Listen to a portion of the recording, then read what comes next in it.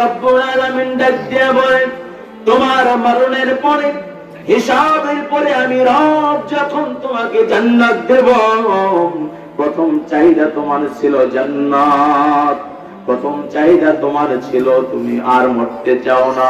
আমি তোমাকে বলবো যাও জান্নাতে যাও, এই জান্নাত থেকে আর কোনোদিন বের হতে হবে না। আচ্ছা, একবার যদি আমরা জান্নাতে যাই তাহলে কি জান্নাত থেকে বের হতে হবে আর না? সর্বশেষ যে জান্নাতে যাইবে, হাদিসে এসেছে রাসূল বলেন, ও একটু আল্লাহর কাছে বলবে, আল্লাহ আমি তো জান্নাত পাবো না জানি, আল্লাহ আমার একটু জান্নাতে একটু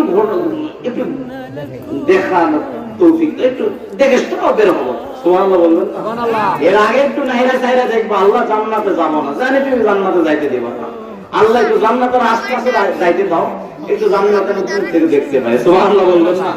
আল্লাহ তাআলা জানেন যে বান্দা কি ঘটাতে চাচ্ছে, জোরে বলুন ঠিক কি না?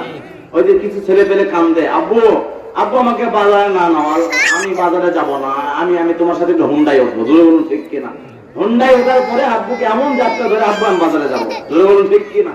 তো বান্দা আল্লাহর কাছে পারমিশন চায়, আল্লাহ আমি তো জান্নাতে যাওয়ার যোগ্যতা রাখি না, জান্নাতে যেতে পারবো না, এটাও জানি, আল্লাহ একটু জান্নাতের আশপাশে একটু যাইতে দাও, একটু জান্নাত দেখি দূর থেকে কেমন কেমন দেখে। সুবহানাল্লাহ বলুন।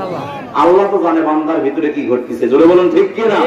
জান্নাতের কাছাকাছি আসে দেখবা হাই রে জান্নাতে শান্তি, এবার যখন বাহির থেকে দেখবে শান্তি, তখন অনেক কিছুদিন পর বলবো, আল্লাহ তুমি রহমান, তুমি রহিম, আল্লাহ তোমার কাছে চাইতেও লজ্জা করতেছে, আল্লাহ তারপরে একটা আবদার, আল্লাহ তুমি পূরণ করবা। কি পাগলা বল, তোর কি আবদার দেখে শুনে। আল্লাহ জান্নাতে থাকবো না, একটু ঘুরবো, একবার সাইর কইরা একবার ঘোরাফেরা চলে আসবে। আল্লাহ বলবেন যে পাগলা, তোর মন্তরের কি অবস্থা আমি তো জানি, ঠিক আছে ঢোক, একবারই শুধু ঢুকবে, আর কিছু চাইবি না কেন?